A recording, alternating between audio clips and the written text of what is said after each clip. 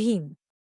आज तक हमने हमारे मसीहा डॉक्टर बाबा साहब भीमराव अंबेडकर के जीवन के बारे में जाना है, उनके द्वारा लिखे गए संविधान को अपनाया है। बाबा साहब द्वारा की गई सामाजिक क्रांति तथा समाज के जातिवाद ने किस कदर उनको पग पग पर अपमानित किया और ठेस पहुंचाई, ये सब कुछ जाना है। हमारे मसीहा डॉक्टर बाबा साहब भीमराव अंबेडकर के उपकार और न्याय के कारण आज दलित महार समाज को सम्मान, न्याय और हक मिला है। मगर डॉक्टर भीमराव अंबेडकर को किसने मारा? आज तक इस सच्चाई को गहराई से कोई जान नहीं पाए हैं। लेकिन इस वीडियो को आखिर तक देखने के बाद आपके सामने इतिहास की धूमिल तस्वीरें शीशे की तरह साफ नजर आएगी। ये सच्चाई जानने के लिए वीडियो को पूरा देखें और इस वीडियो को लाइक, शेयर एंड सब्सक्राइब करना ना भूलें। शुरू करते हैं बाबा साहब की दूसरी शादी से। बाबा साहब अंबेडकर की पहली पत्नी माता रमाबाई से बहुत प्यार करते थे। माता रमाबाई की लंबी बीमारी के बाद 1935 में निधन हो गया था। रमाई के बाद बाबा अकेले पड़ गए थे।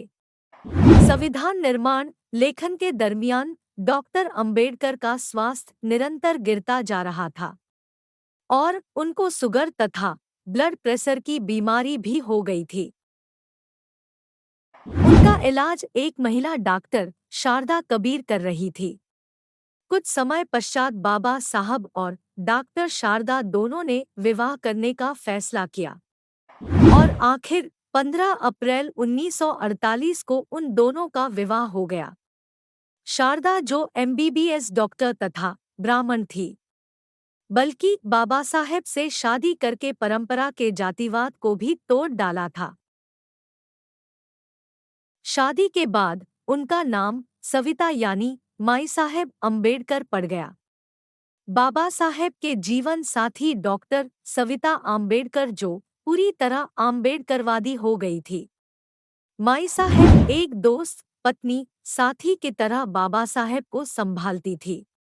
सविता अंबेडकर के विवाह से ब्राह्मण और दलित दोनों समुदाय के अनेक लोग कुपित हो गए थे।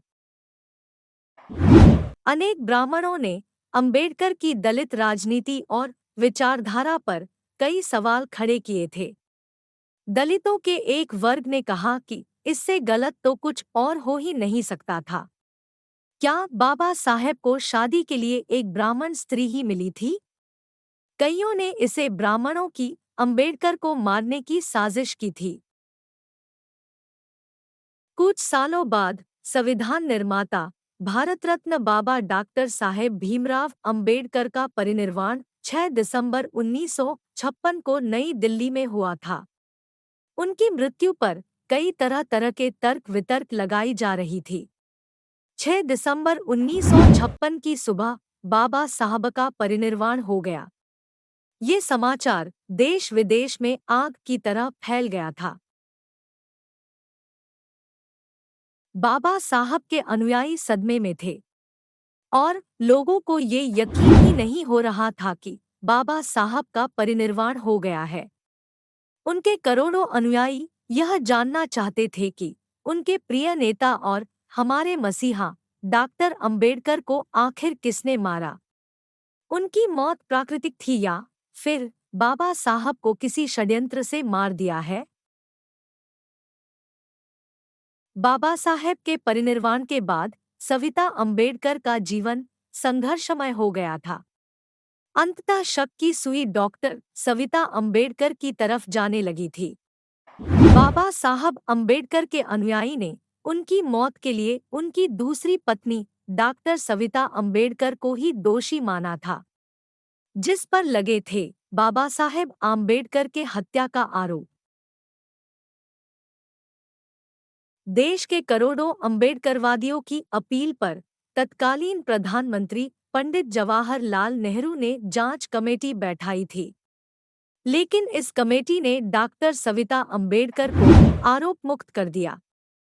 बाबा साहेब की मृत्यु के बाद उनके अनुयायियों ने पूरी कोशिश की कि उनकी मौत की हकीकत पता चल जाए। ये मुमकिन नहीं था। क्यों? क्योंकि जिस व्यवस्था ने उनको जीते जी मार डाला था, पग पग पर मरने के बाद वही लोग सत्ता पर बैठे हुए थे। बाबा साहेब के देहांत के बाद देश का वंचित, पिछड़ा, आदिवासी, गरीब, महिला और दलित वर्ग अनाथ सा महसूस हो गया था।